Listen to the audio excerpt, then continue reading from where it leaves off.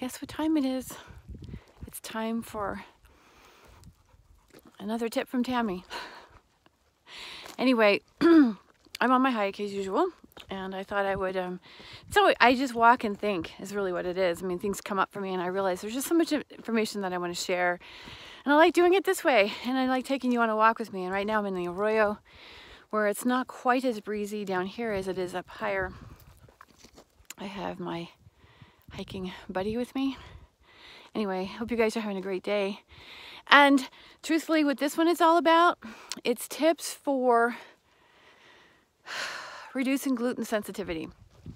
Now, before I go any further, what I want to say, I want to put out a disclaimer, and I need to make sure that I start doing this in all of my blogs and even on these videos, which is the suggestions that I make are based on research, but it's not 100% guaranteed that it's going to eliminate everything, because your body is unique. There's no one size fits all for everything. And so I just really want to qualify that. And again, the suggestions that I offer are based on studies, and there's a lot of information out there. And really what I'm doing is just compiling it and sharing it, because I just want you to feel good in your skin. That's really what it comes down to. And, I'm laughing because this is a bumpy little area right here. Anyway, so tips for reducing gluten sensitivity. Okay, first and foremost, get on hydrochloric acid. Okay, now, I mean, I did one yesterday on for skin, and I gave 2 tips. Hydrochloric acid, or like a betaine supplement, because we want to introduce more hydrochloric acid into the stomach, because it is essential for, number 1, regulating gut bacteria, the gut flora. Okay, that's what hydrochloric acid does, one of the things it does. It also is instrumental in breaking down the macronutrients, which is essential for optimal health. And when we don't break these macronutrients down, when the body feels threatened, and again, it doesn't realize what a threat is, we're the ones that get to tell it if our life is safe or not. We have this capacity, right?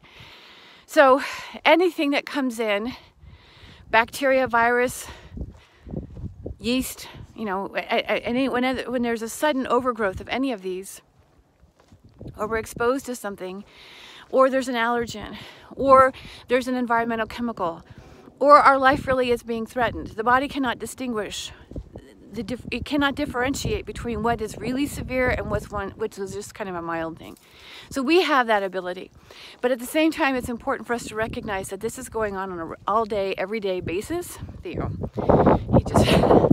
and so when that's happening, we're not breaking down the macronutrients as effectively, primarily glucose and protein. So it gets broken down to a certain point, but then we can no longer assimilate it.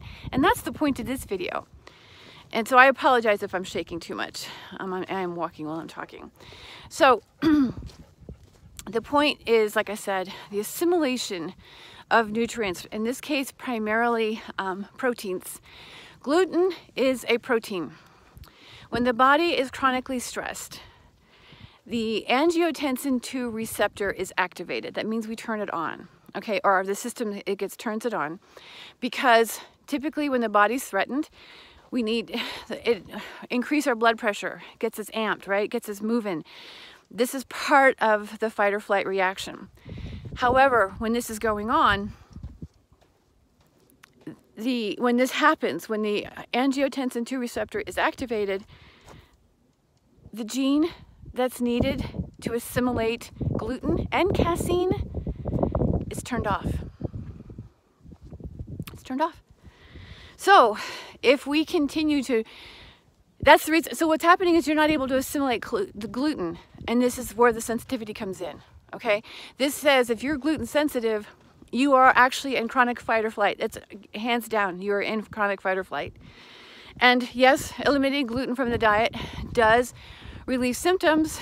It eliminates the discomfort, but it's not turning off that fight or flight reaction. So, tip 1, hydrochloric acid. Get that in you, help your body begin to break these down. Tip 2, I'll list the oils that I listed yesterday. That would be beneficial for helping to Now I'm going to give you some different ones today, now that I'm thinking about it.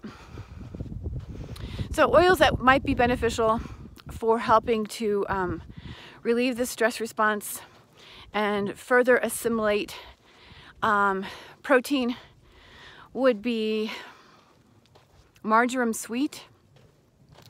Palmarosa is a good one, and bergamot would be a good one. Again, these are not a one-size-fits-all.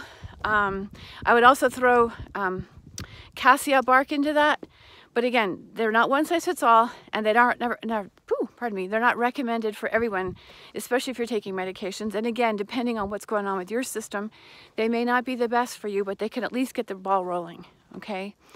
And so tip 2, consider using those essential oils. Tip 1, the betaine. Tip 3, I'm going to go back to tip 2. Sorry, I'm just thinking here.